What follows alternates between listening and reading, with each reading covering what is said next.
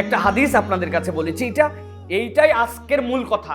রাসূলুল্লাহ সাল্লাল্লাহু আলাইহি সাল্লাম বলছেন, দুনিয়ার মানুষ জেনে রাখো, আল উমরাতু ইলাল উমরাতি তুকাফিরু মা বাইনাহুমা আল হাজ্জুল মাবরুর লাইসা লাহু জাযাউন ইল্লাল জান্নাহ। কেউ যদি এক উমরা থেকে আরেক উমরা করে এর মধ্যবর্তী যে সময়, আল্লাহ মধ্যবর্তী সময়ের গুনাহ তার আমলনামা থেকে আল্লাহ মিটায় দেন। আর যদি কারো হজ মাবরুর হয়ে যায় আল্লাহ রাব্বুল আলামিন তাহলে তাকে জান্নাত ছাড়া আর কিছুই দেন না। সুবহানাল্লাহ বলবেন না? আমরা তো সেই জান্নাত লাভের জন্য হজ করতে যাচ্ছি, তাই না ভাই? কিন্তু আমি আপনাদের কাছে একটু জিজ্ঞাসা করতে চাই এই পরিভাষার ব্যাপারে। আল্লাহ রাব্বুল আলামিন যে এখানে বললেন রাসূলুল্লাহ সাল্লাল্লাহু আলাইহি সাল্লামের মুখ দিয়ে যে হজ্জাল মাবরুর লাইসা লাহু জাযাউন ইল্লাল জান্নাহ, তো আমরা কোন হজটা করতে চাই? হজ তিন ধরনের, একটা মাবরুর, একটা মাকবুল, একটা মারদুদ। একটা মাবরুর সর্বোচ্চ যেটা জান্নাত পাওয়া যাবে, আরেকটা মাকবুল কবুল হয়ে গেছে, পাস মার্ক পেয়ে গেছেন, আরেকটা পরিত্যাজ্য। তো আমরা তো এই বছর হজ্জে মাবরুর করতে চাই নাকি? ইনশাআল্লাহ করতে চাই তো আমরা ইনশাআল্লাহ। এখন হজ্জে মাবরুরটা আপনার কেমন করে হবে এটা জানার দরকার আছে কিনা ভাই? জানার দরকার আছে না আপনাদের, যে হজ্জে মাবরুর কেমন করলে হজ্জে মাবরুর হবে? আমি বলে দেই, ভালো করে লিখে দেন। যেই হজের মধ্যে 100টা তওয়াফ করতে পারবেন, মক্কায় 3 খতম কোরআন শরীফ, মদিনায় 2 খতম। আর যেই হজের মধ্যে আপনি 30টা রোজা রাখতে পারবেন, এটা হচ্ছে আপনার জন্য হজ্জে মাবরুর। 27 দিনের প্যাকেজ, 30টা রোজা রাখবেন হজে, তাই তো না? কোরআন শরীফে এক পাতা পড়তে লাগে 5 মিনিট, উনি নাকি 3 খতম কোরআন শরীফে মক্কা শরীফে। সম্ভব প্রিয় ভাইয়েরা? 100টা তাওয়াফ করা সম্ভব? তাওয়াফ এহরামের কাপড় ছাড়া ভিতরে নামতেই দেয় না, উপরে ঘুরলে ঘোরা লাগে 5-7 কিলোমিটার এক তাওয়াফে। সম্ভব আমাদের দ্বারা? তাহলে হজ্জে মাবরুরটা করবো কেমন করে? প্রিয় ভাইয়েরা, এটা আপনাদের কাছে ইচ্ছা করে স্যাটায়ার হিসাবে বললাম, যাতে মাথার মধ্যে একটু আপনারা বুঝতে পারেন। অনেক সময় আমরা অনেক কিছু বুঝি না, যা বললাম তাই লিখে ফেললাম। একদিন এক জায়গায় মজা করে বলছিলাম, আসরের নামাজের পর একজন বলছে হুজুর দোয়া করেন। আমি বললাম যে দোয়া তো হয়ে গেছে, কয় তাও একটু করা লাগবে। তাই আমি বললাম ঠিক আছে, তাহলে সকলে 3 বার সূরা ইখলাস পড়েন, একবার সূরা ইয়াসিন, একবার সূরা বাকারা পড়ে নেন। অনেকেই 3 বার সূরা ইখলাস পড়ছে, পড়ার পরে সূরা ইয়াসিনে যখন হাত দিছে তখন তার মাথায়, হুজুর কি করলেন আপনি?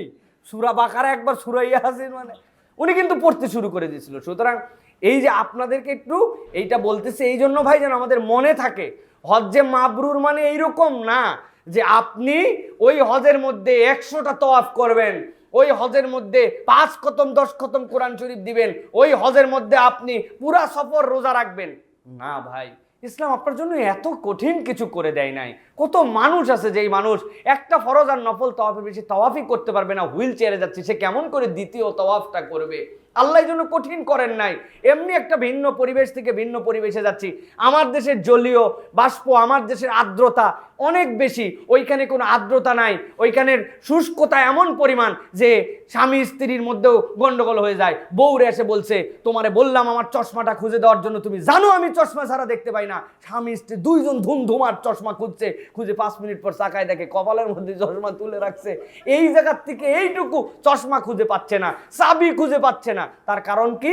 ওই যে আমাদের ব্রেনের যে লেয়ার থাকে, এইটা অনেক সময় শুষ্কতার কারণে আমরা এলোমেলো হয়ে যায়। সেই রকম জায়গায় যে আপনাকে আল্লাহ রাব্বুল আলামিন এত কঠিনভাবে হজ্জে মাবরুরের আমল দিবেন, এইটা নয়। নবী করিম সাল্লাল্লাহু আলাইহি ওয়াসাল্লামের কাছে সাহাবায়ে কেরাম এসে জিজ্ঞাসা করলেন, মা বিররুল হাজ্জিল মাবরুর ইয়া রাসূলুল্লাহ, হে আল্লাহর রাসূল, আপনি তো বললেন যে হজ মাবরুর হয়ে যাবে, সেই হজের কারণে জান্নাত হয়ে যাবে। ইয়া রাসূলুল্লাহ, আমাদেরকে কি বলবেন যে মাবরুর বা বীর হজ কোনটা?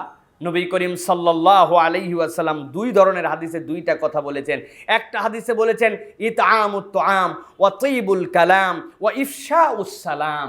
নবী করিম সাল্লাল্লাহু আলাইহি ওয়াসাল্লাম বলছেন, যার হজ মাবরুর করতে চায় সে যেন তার হজের মধ্যে 2টা কাজ সম্পৃক্ত করে। 1 নম্বর ইতআমুত তুআম ওয়া তাইবুল কালাম, সে যেন মানুষকে খাওয়ায়, আর সে যেন সুন্দর করে মানুষের সাথে হাসি মুখে কথা বলে। মাবরুর শব্দটা বীর থেকে এসেছে।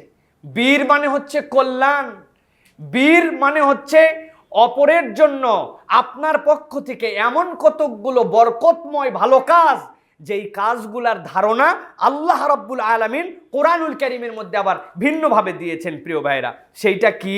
আমি মাঝে মাঝে বলি যে আপনি কল্যাণ করবেন তিনটা অকল্যাণ থেকে যদি বেঁচে থাকতে পারেন হজের সফরে, তাহলে আপনার হজ মাবরুরের হয়ে গেল। তিনটা অকল্যাণ থেকে বাঁচতে হবে। 1 নম্বরে ঝগড়া মুক্ত সফর, 2 নম্বরে অশালীন কাজহীন আপনার আমল, অশালীন কাজ আপনার দ্বারা হবে না, আর 3 নম্বরে গুনাহ না করার শপথ। এই তিনটা কোরআনের আলোকে, এই তিনটা কাজ যদি আপনি আপনার জীবন থেকে ঝেড়ে ফেলতে পারেন, আপনি আলটিমেটলি কল্যাণের পথে আসছেন।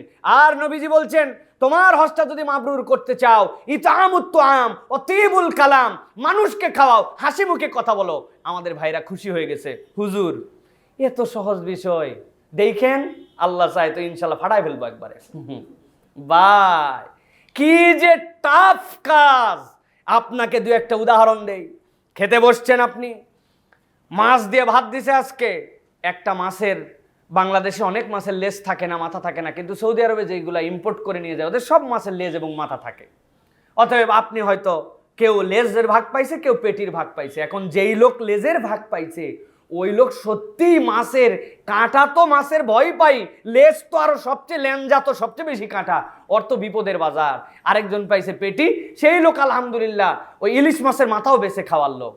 কিন্তু আপনি আপনারটা নিয়ে সন্তুষ্ট, সে তারটা নিয়ে কঠিন বিব্রতকর অবস্থার মধ্যে আছে। দেখেন, মানুষকে খাওয়ানো মানে এরকম নয় যে কেবলমাত্র তার জন্য বিরিয়ানি, কেবলমাত্র তার জন্য আপনি সুন্দর করে এই ভালো ভালো খাবার এনে দিবেন, তাই নয়। আপনি বলছেন ভাই আপনি মনে লেজ খেতে পারেন না, যতটুকু ভাই আমি লেজও পারি মাথাও পারি, ভাই আপনি কিচ্ছু মনে করেন, এখনো আমি হাত দেই নাই আমার তরকারিটার মধ্যে, আপনি নেন তো ভাই পেটিটা নেন তো। উনি হয়তো না না না লাগবে না ভাই, দিন না ভাই, কিন্তু উনি আপনি যে তুলে দিছেন, বিশ্বাস করেন উনারে যদি আপনি হাজির বিরিয়ানি সৌদি আরবে নিয়ে খাওয়াতেন, তার থেকে বেশি ওই পেটিটা পেয়ে উনি খুশি হয়ে যাবে।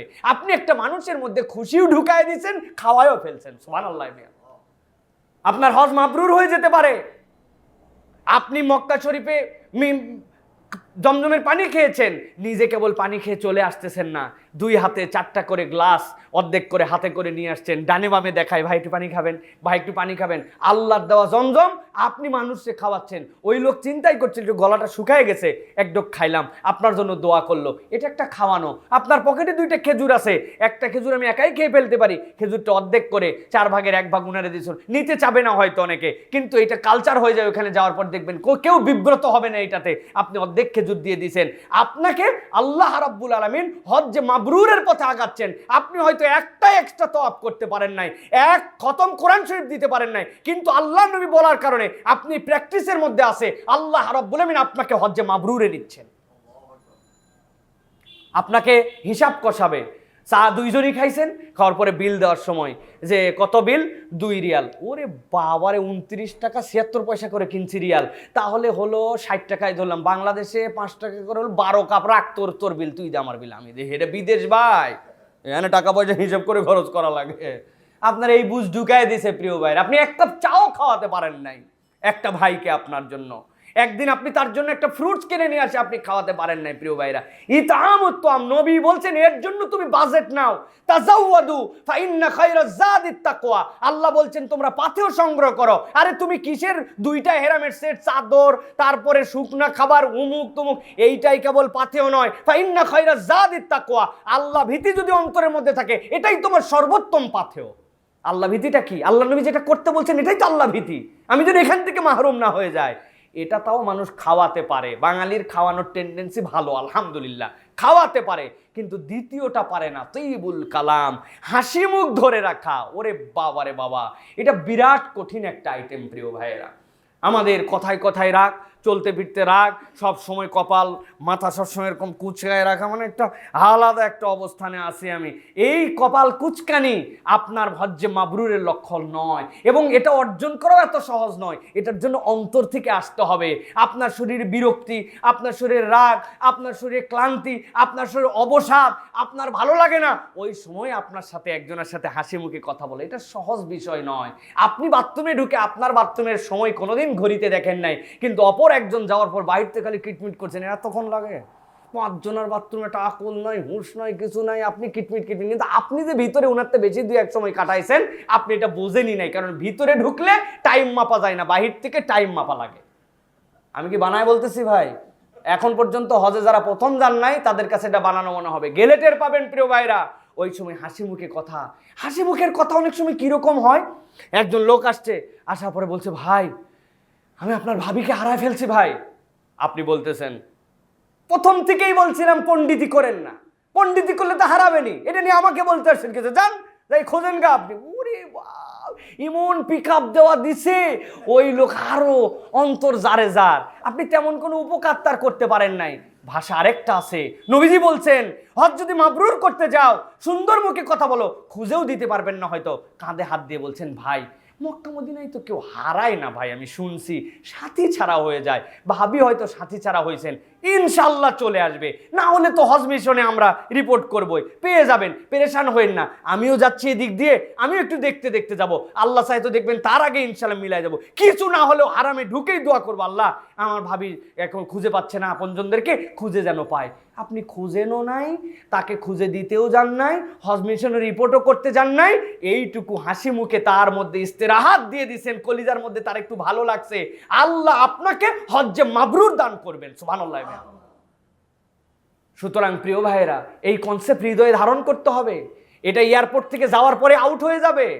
আপনার যদি বিশ্বাস না হয়, এয়ারপোর্টে যেদিন যাবেন সেদিন থেকে আমার এই কথার প্রমাণ পাবেন যে নবীজি কত কঠিন দুটা কাজের কথা বলছেন। থাকে না ভাই, ও ভাই তোমার ব্যাগ নিয়ে তুমি চিন্তা করো, ভাই আমার এখনো সময় নেই, এখনো বোর্ডিং পাই না, এ পাই না সে পাই না, তুমি তোমার চিন্তা করো। আপনার কথা বলার ধরনই আলাদা হয়ে গেছে তখন প্রিয় ভাইয়েরা। অতএব হজ মাবরুর করার জন্য এটা শপথ নিতে হবে। আরেকটা হাদিসে নবীজি কি বলছেন, আরেকটা নবীজি বলছেন ইফশাউস সালাম, বেশি বেশি হজের সফরে সালাম দেওয়া, একজন আরেকজনের মধ্যে সালাম বিনিময় করা। তাহলে অপরকে খাওয়াবো সাধ্যের মধ্যে, বাজেট করে নিয়ে যাব। যে অনেক কিছুর জন্য তো বাজেট আছে, বৌমার জন্য সোনা কিনবো, নাতির জন্য কানফুল কিনবো, অমুকের জন্য অমুক কিনবো, 1000 রিয়াল আলাদা করলাম, এটা আমি আমার ভাইদেরকে খাওয়াবো। দেখবেন আপনার বাকি সব কাজ সহজ হয়ে যাবে। হজের ব্যাপারে কি বলি নিয়তের সময়, আল্লাহুম্মা ইন্নী উরিদুল হাজ্জা ফায়াসসিরহু লি ওয়া তাকাব্বালহু মিন্নি। এর মধ্যেও থিম আছে। আপনি দুনিয়াতে কোনো নিয়ত করার ক্ষেত্রে মুখেই বলেন আর মনে বলেন, আপনি আল্লাহর কাছে বলেন নাই আল্লাহ হজের নিয়ত করলাম, ওমরার নিয়ত করলাম, আল্লাহ এটা সহজ করো, আল্লাহ তুমি আমার পথে কবুল করো। যেই কাজ সহজ ওইটাকে আবার মুখ দিয়ে বলা লাগে নাকি? যেই কাজ কঠিন ওই জন্য এটা বলতেছেন, আল্লাহ তুমি আমার জন্য এটা সহজ করো এবং কবুল করো। এটা এত সহজ নয়। আপনার হাসি মুখ ধরে রাখা সহজ নয়, আপনার অপরের জন্য খরচ করা সহজ নয়, লাব্বাইকের থিম অন্তরের মধ্যে ধারণ করে নেওয়া এত সহজ নয়, রাগ মুক্ত থাকে এত সহজ নয়।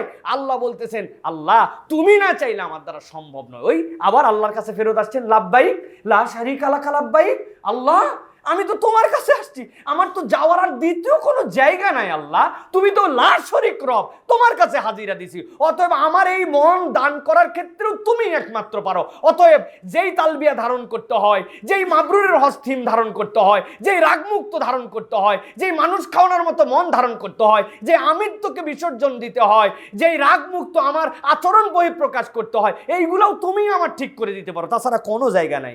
লা শারীকা লাক, আমি না তোমারে বলছি ইন্নাল হামদা ওয়ান নিয়ামাতা লাকা ওয়াল মুলক, তোমার প্রশংসা, তোমার নিয়ামত, তুমি ছাড়া কোনো রাজত্ব নেই, আমি যাবো কোথায়? তোমারই দেওয়া লাগবে। বান্দা আল্লাহর কাছে দাবি নিয়ে তখন বলে।